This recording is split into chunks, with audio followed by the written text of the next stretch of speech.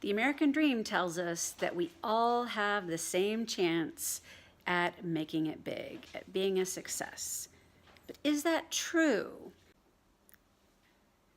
Or do some of us have a larger slice of the pie served out from the very beginning?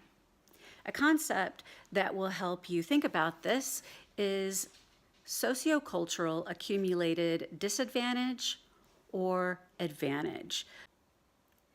The clothes that you wear,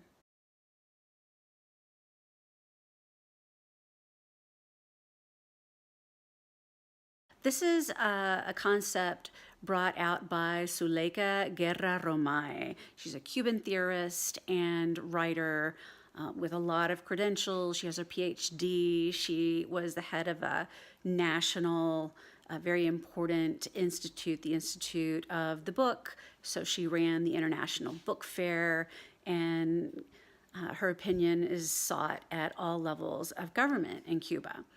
She's a Black woman and very interested in looking at issues of race, racial tensions, racism in Cuba, which for a long time was assumed to no longer exist after the revolution. However, instead of racial discrimination disappearing, it became more covert, like the microaggressions you probably heard a lot of around here. I think that her concept that you can't really get over discrimination just with the snap of a finger, because there's a lot of history behind it, has a lot of credence. For instance, if your people that come before you have for many generations had less, had access to less, had been kept as slaves or as sharecroppers in farms, they're going to have lower aspirations, perhaps. Certainly, parents who've never been to high school can't help their kid apply for college and tell their kid what to expect. So I think that her concept can really be applied in many areas. I'm going to take you through her diagram that explains a little bit about how accumulated social advantage or disadvantage might apply in your life, my life, or anybody else's life.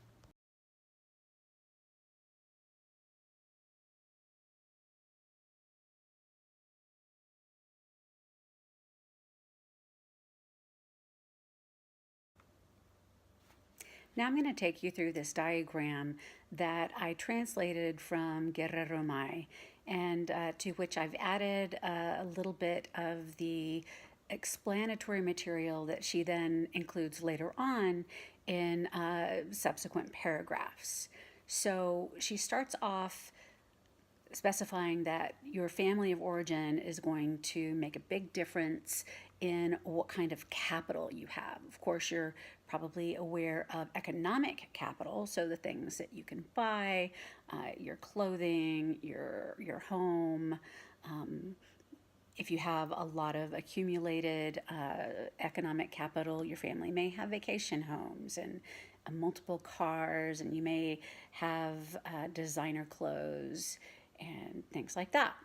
If you have accumulated sociocultural disadvantage, you may have not had an owned home in several generations, and you may be living kind of hand to mouth, and that's going to, of course, impact how much nutrition you get and how well you fit in, and whether you can go to music lessons and things like that.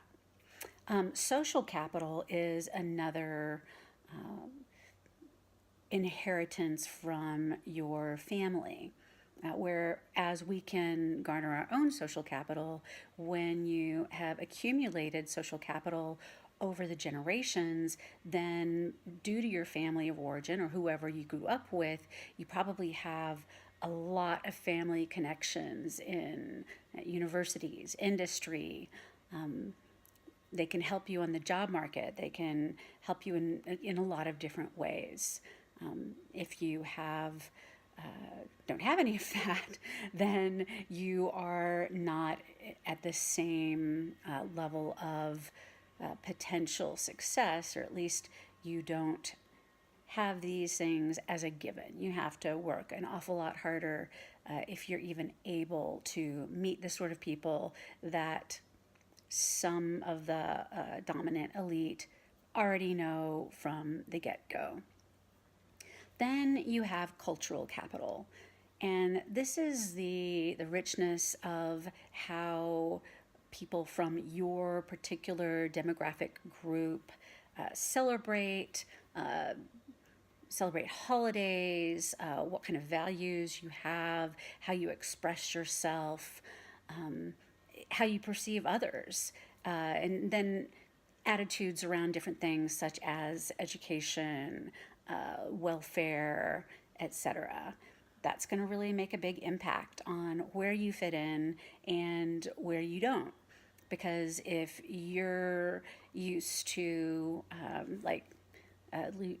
Louisiana Cajuns, if you're used to having shrimp whole or crawdads whole and clicking off the head and then sucking the head, then that is something that might place you apart in another venue where shrimp may be served whole, but you're not expected to break off the head and eat what's inside of it. Can make a big difference on how well you are accepted. All of these resources that you have or don't have also then, if you look at the second row of her diagram, will impact your education, formal education and informal education. Depending on your family's economic status, your health and mortality rate will be seriously impacted. This impacts whether you'll be able to attend school regularly, whether you'll be able to focus, be intellectually creative and productive, or whether you are literally starving or ill because you were brought up in a decrepit place with asbestos all over the place. All of this economic capital, social capital, and cultural capital will make a difference as to whether you go to any sort of preschool, whether that's a formal preschool or whether you're just being taught at home how to read, how to write, how to socialize with other kids, how to act in a way that is expected that you act within the formal school system. And then, of course, it's going to impact your formal education.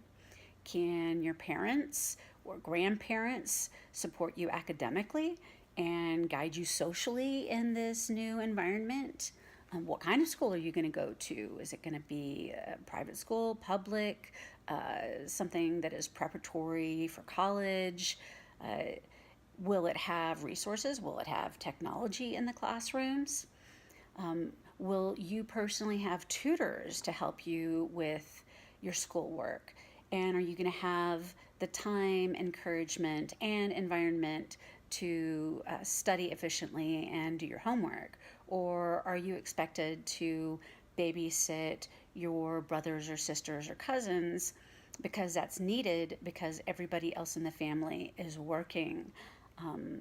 Will your parents or grandparents have gone to school, gone to college? Are they going to be able to help you with the parts of your assignments that are difficult, or even just tell you of their experience?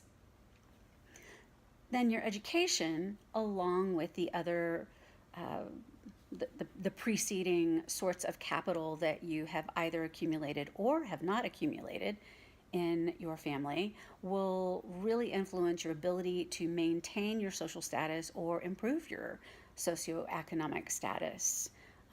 Things like your access to the job market. How has all of your family background prepared you for entering the job market? And how many connections will you have? How many interviews will you get just because you knew someone, or your dad knew someone, or something along those lines?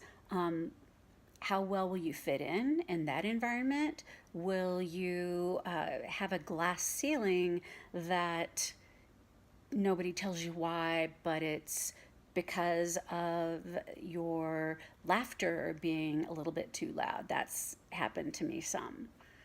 Um, Finally, you also have a big impact on where and how you are going to choose a spouse or partner, if that is what you want, whether you're going to have kids, whether you're going to plan to have kids when that is convenient and economically expedient or not.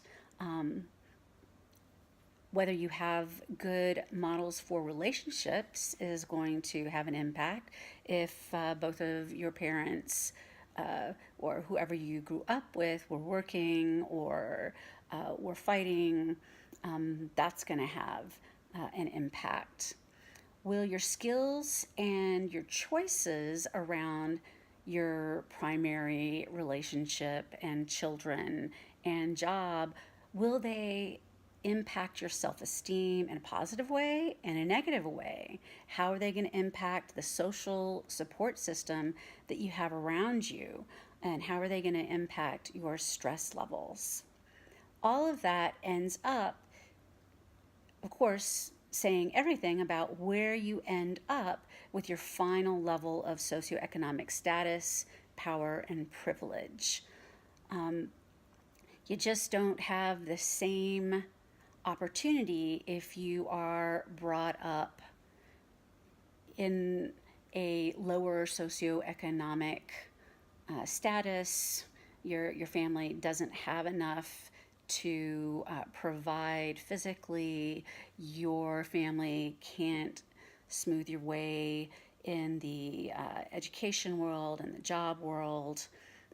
You just don't have the same level of preparation as some people from a more elite status who perhaps were focused on education from day one and were instilled with a sense of, you're entitled, you deserve this, as long as you work hard, you will be able to succeed. And the idea of where your family tells you that you should aspire to be and who you should aspire to be with and what you should build is obviously going to have a big impact. In my case, coming from a mixed class background, the accumulated sociocultural disadvantage of my paternal family worked against or worked in tandem with the sociocultural accumulated advantage of my mother's side of the family.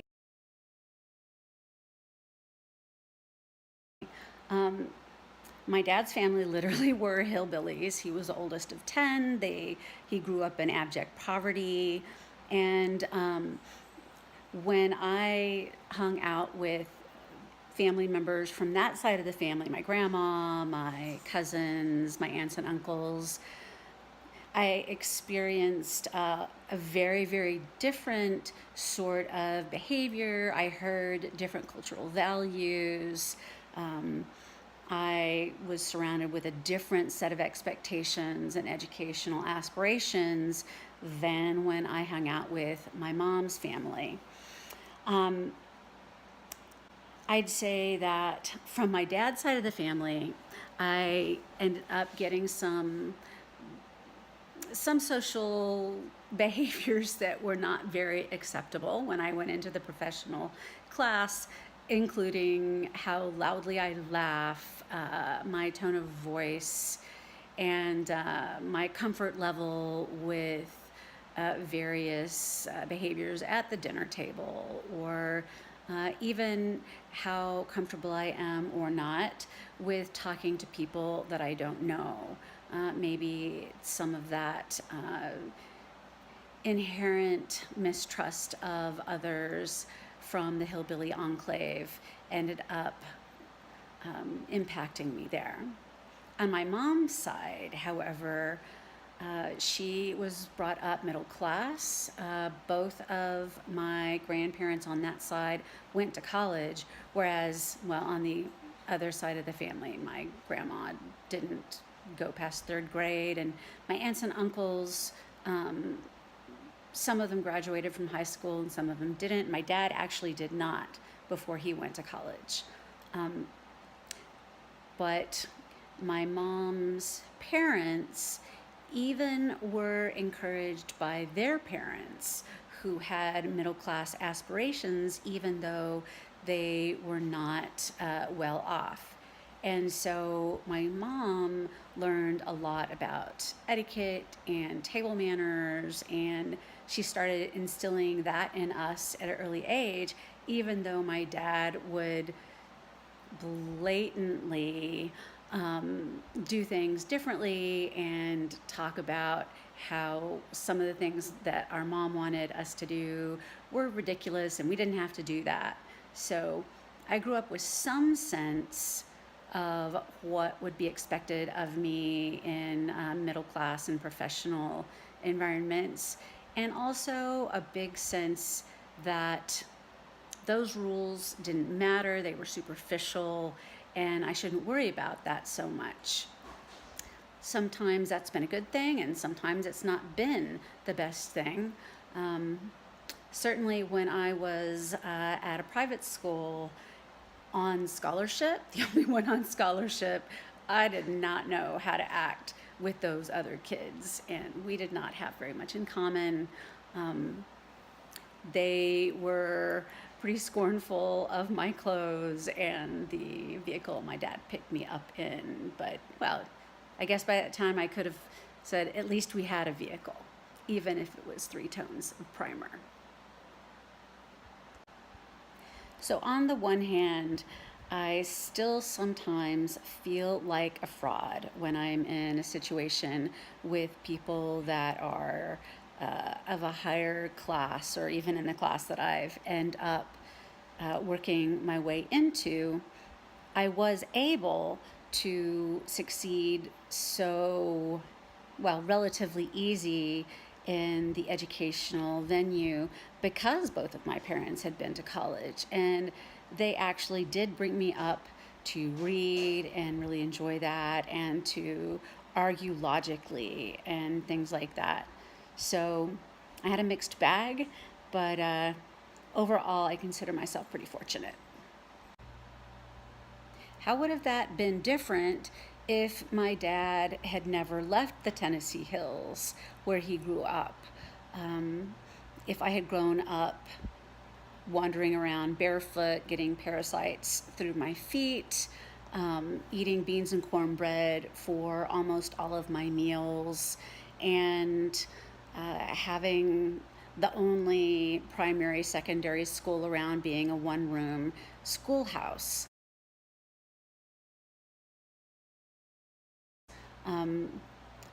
Well, some of that's going to be discussed and looked at in the book that you're going to be reading for next week, Hillbilly Elegy by J.D. Vance.